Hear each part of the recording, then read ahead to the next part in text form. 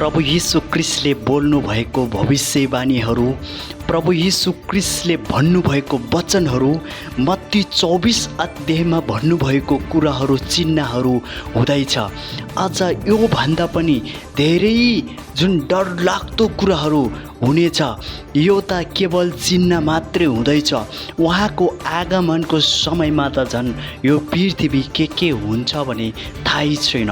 त्यसैले विश्वासीहरू हामी सबैजना के हुनुपर्छ? अन्तिमसम्म स्थिर रहनु आवश्यकता छ। अन्तिमसम्म स्थिर रहनु चाहिँ आवश्यकता छ प्रिय मण्डली हो। अनि समय हुँदा नै परमेश्वरलाई चिन्नु एकदम महत्त्वपूर्ण छ। जुन नोहाको दिनमा जुन नोहाको कुरा कसैले पनि मानेन त्यहाँ ठाउँमा, होइन?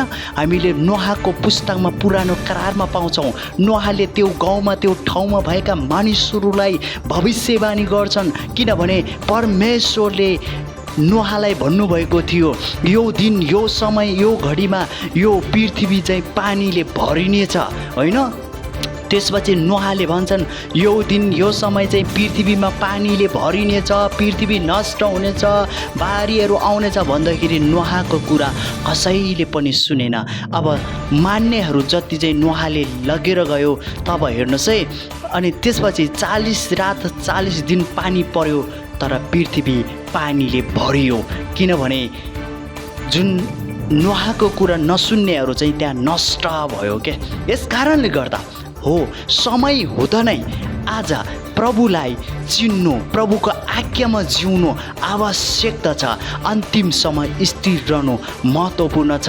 यस कारणले प्रभुको वचन कहिले पनि टलेर जाने छैन। पृथ्वी बितेर जानेछन्, पृथ्वी नष्ट भएर जानेछन्, तर परमेश्वरको वचन छ नि पृथ्वीमा पुरा भएरै जानेछन्। याद गर्नुहोस्, अन्तिमको दिनमा विभिन्न कुराहरू हुनेछ।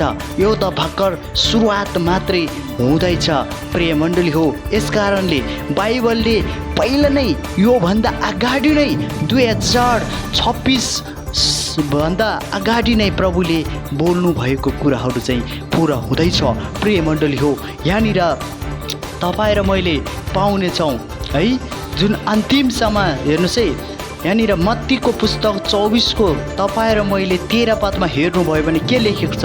तर आखिरीसम्म हेर्नुहोस् है, स्थिर रहने चाहिँ बाँच्ने छ। अनि राजाको यो हेर्नुहोस् है, अन्तिमसम्म स्थिर रहने चाहिँ बाँच्ने छ भनेको छ।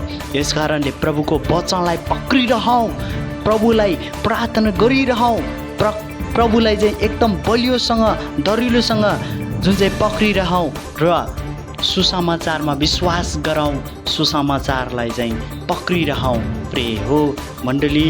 अनि दाजुभाइ दिदीबहिनी जतिजना हुनुहुन्छ नेपालमा, समय हुँदा नै प्रभुलाई चिन्नुहोस्, समय हुँदा नै सत्यलाई चिन्नु आवश्यकता छ प्रिय मण्डली हो है। प्रभुले पहिले नै भविष्यवाणीहरू गर्नुभएको थियो। यहाँनिर मत्ती 24 अध्याय तपाईँ र मैले राम्रोसँग पढ्नुभयो भने पाउँछौँ बाइबलमा भूकम्पहरू जानेछन् है, विभिन्न चन्द्रहरूमा चाहिँ दागहरू लागेको, विभिन्न कुराहरू सबै जुन प्रभु यीशु ख्रीष्टले बोल्नु भएको चिन्हहरू चाहिँ पृथ्वीमा हुँदैछ। बाइबलमा लेखेको छ युद्धको युद्ध गर्नेछ, होइन? त्यस्तो भनेको छ, तर त्यो वचनहरू चाहिँ पुरा हुँदैछ। यस कारणले विश्वासीलाई पनि म बताउन चाहन्छु, हामी स्थिर त रहनु अनि सुसमाचार चाहिँ फैलिरहनु। समय हुँदा नै है तपाईँ र म चाहिँ सतर्क हुनु र परमेश्वरको राज्य सबैजनालाई सुनाउनु आवश्यकता छ। बाइबलमा लेखेको कुराहरू, भविष्यवाणीहरू पुरा हुँदैछ। यो त केवल सुरुवात हुँदैछ। अन्तिमको दिनमा चाहिँ हामी विश्वासी प्रत्येक चाहिँ न्याय र फैसला हुनेछ। चाहे विश्वासी होस् चाहे अविश्वासी होस्, सबैजना न्याय र फैसलामा चाहिँ जुन उभिनु पर्ने हुन्छ प्रिय हो। जुन अन्तिमको प्रभुको आगमनको समयमा यो पृथ्वी त रहन्छ कि रहँदैन थाहै छैन। यस कारणले हामी एकदम आवश्यकता छ प्रभुको वचनमा जरा गाडिनु। समय हुँदै नै हरेक व्यक्तिको आत्मालाई बचाउनु, प्रभुको ज्योतिमा ल्याउनु आवश्यकता छ, ताकि अन्त्यको दिनमा कसैले पनि जुन आत्मा नगुमाओस्। सबैजनाले शान्ति पाउनुपर्छ, सबैजनाले पापबाट छुटकारा पाउनुपर्छ, सबैजनाले चाहिँ उद्धार पाउनुपर्छ। सबैजनाले चाहिँ स्वर्गको नागरिकता हुनुपर्छ।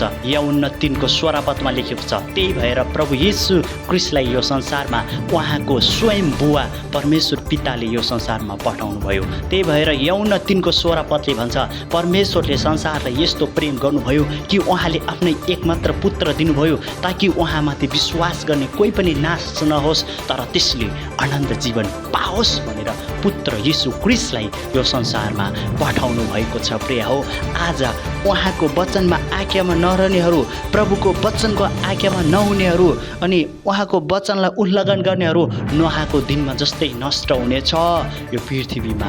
त्यस कारणले म तपाईँलाई बताउन चाहन्छु प्रभुको भविष्यवाणी, प्रभुको दासहरूले बोल्नुभएको भविष्यवाणीहरू ख्यालठाट्टा हुँदैन। परमेश्वरले बोल्नुभएको भविष्यवाणीहरू अनि परमेश्वरले बोल्नुभएको वचनहरू ख्यालठट्टा हुँदैन। स्वर्गबाट आएको वचन हो यो जुन यो पृथ्वीमा पुरा भएरै छोड्छ। प्रिय हो, यस कारणले हामी सबै देश नेपालीहरू प्रभुको आज्ञामा जिउनु हिँड्नु आवश्यक छ। आदर गर्नु, सम्मान गर्नु एकदम महत्त्वपूर्ण छ। पुरानो करारहरूमा हामीले हेर्नुभयो भने पाउँछौँ कति धेरैजनाले पाप गरेर पृथ्वी नष्ट भएको, कतिजनाले अपराध गरेर आगोको ज्वालाले पृथ्वी नष्ट भएको। पापले नै मृत्यु जन्मिन्छ, पापले नै विनाश ल्याउँछ, पापले नै पृथ्वी तास नाश र खत्तम हुन्छ। प्रिय हो, त्यस कारणले परमेश्वरले भन्नुहुन्छ सबैजना चाहिँ अनुग्रहले बाँचोस्, सबैजना चाहिँ परमेश्वरको कृपाले बाँचोस् भनेर प्रभुले यो वचन अधिकार दिनुभएको छ। पुत्र येशू ख्रीष्ट दिनुभएको छ।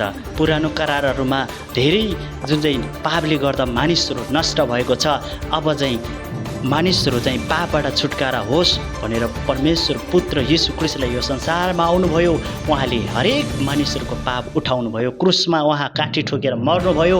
उहाँको बलिदान क्रुसको पवित्र रगतले सबैजना जसले उहाँमाथि विश्वास गर्नुहुन्छ, बाइबलले स्पष्टसँग भन्नुहुन्छ उनीहरू धर्मी ठहरिनेछ भनेको छ है। वचन आज्ञा अनुसार हिँड्ने अनि वचन पालन गर्नेहरू चाहिँ बाइबलले भन्छ धर्मी ठहरिनेछ भनेको छ। यस कारणले होसियार रहनु। नेपालमा अझै पनि धेरै कुराहरू आउनेछ। नेपालमा किन विपदहरू धेरै आउँदैछ भने किनभने धेरै नेपालमा पाप बढ्दैछ। नेपालमा धेरै चाहिँदो नचाहिँदो कुराहरू, परमेश्वरको विरोध गर्ने कुराहरू हैन, अनि यो त्यस्तो पापहरू बढेको कारणले गर्दा योभन्दा खतरा जुन क्षति हुने, नेपाल नै खत्तम हुने, नेपाल नै तास नाश हुने कुराहरू आउन सक्छ। प्रिय हो, यस कारणले समय हुँदा नै पश्चाताप गर्नुहोस् र फर्किनुहोस्।